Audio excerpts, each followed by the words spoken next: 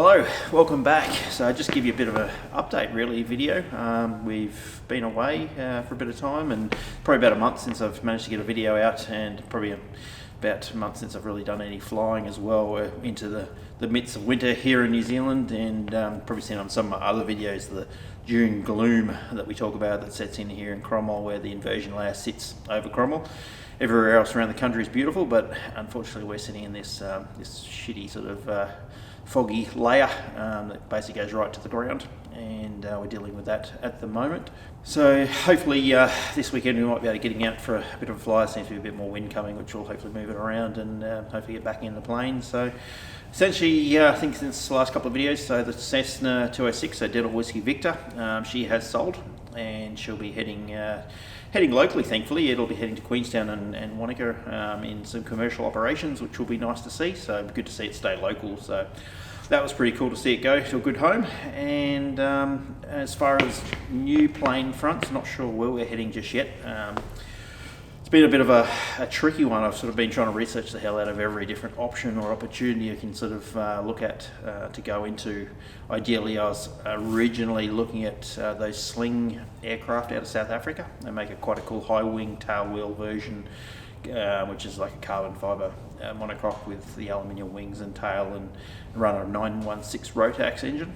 I was pretty keen to get into one of those, but my initial thoughts and initial research thought I'll be able to sell the 206 and basically get one of those, pretty much swap over. But by the time we sort of did the proper numbers on them and shipping and duties and all that, I was way underestimating, potentially probably underestimating by about $300,000. So pretty much put it out of the market. I went and met Errol from Gap Aero over in Australia, who's the Australian distributor for Sling. And they do a build assist program over there, and went and met Errol and had a look through his facility, and went for a flight in one as well, which was cool to be able to fly a Sling high wing. Awesome machine. I think if I was just purely A to B flying and going with one aircraft A to B, I think it'd be a very cool machine, and potentially might have been doable. But when you're trying to have two aircraft, and I love obviously the bush flying and stuff like with Scooter there, love doing that sort of. It's probably 80% of my flying. The Sling obviously won't be capable for that, so with that sort of value aircraft, and having another one doesn't really stack up. So also spoke to Alex, who's the New Zealand agent for Sling as well, and did the numbers there as well, potentially, because I thought originally maybe build it in Australia, fly it around Australia, fly it home, tick off a few bucket list items to do. But yeah, that was sort of a little bit prohibitive to do that. So then I was talking to Alex, who's up in Fielding, I think he is, who's the New Zealand agent for Sling, and real nice guy, and went through the numbers there. And still, I think it's just a bit out of my price at this point in time, and maybe I'm a bit older and not doing the bush flying anymore, and want to go back to just solely one aircraft. I think it could work. Yeah, but we'll see how that goes. Other aircraft that I've had a look at, I've spent a fair chunk of time looking at mauls. I don't know what a maul is. It's basically a 4-seat bush plane, fabric covered, similar to, I guess, a Bearhawk, which there are a few in New Zealand now. The Bearhawk 4-place. The maul's certified. Bearhawk's amateur built, but a similar sort of aircraft. Run a sort of around about a 230 horsepower engine or 180 horsepower engine, depending on the versions. Spent a bit of time looking at those. Not a lot in New Zealand or Australia, unfortunately, for either, if you're trying to buy one.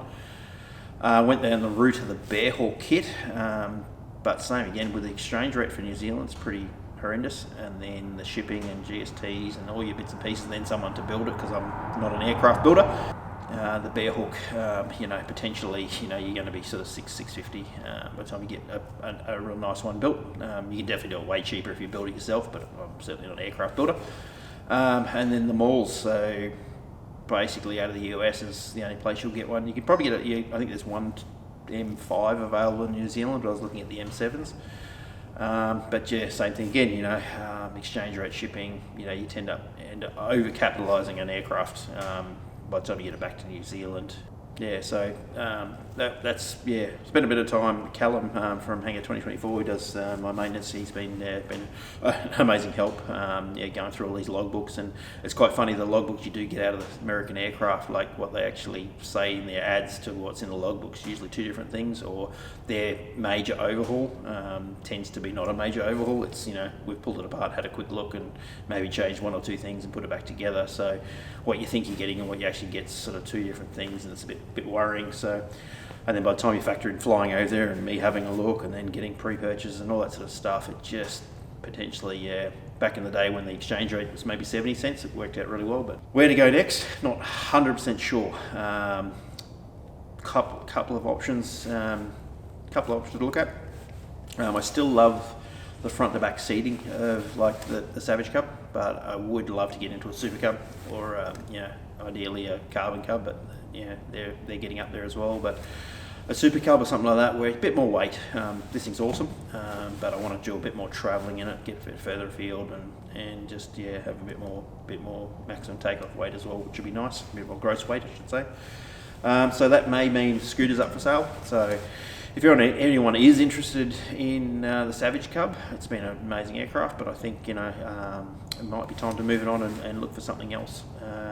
We'll go looking and see what we can find, but these things are very well kitted out machine from the stock ones. So it's got obviously the bigger tyres, it's got the TK1 suspension, it's got a brand new E-props on the front, suspension tail wheel, it's got some Garmin avionics, it's a very, very nice machine. Runs the Rotax. I think we're only about sort of 400 odd hours, I think, on the airframe and engine, so still very new, still very tidy, flies amazingly, but it'd be nice to get something just a little bit bigger, a little bit heavier, and move on to something like that. So if you are interested, send me a message and take you for a flight.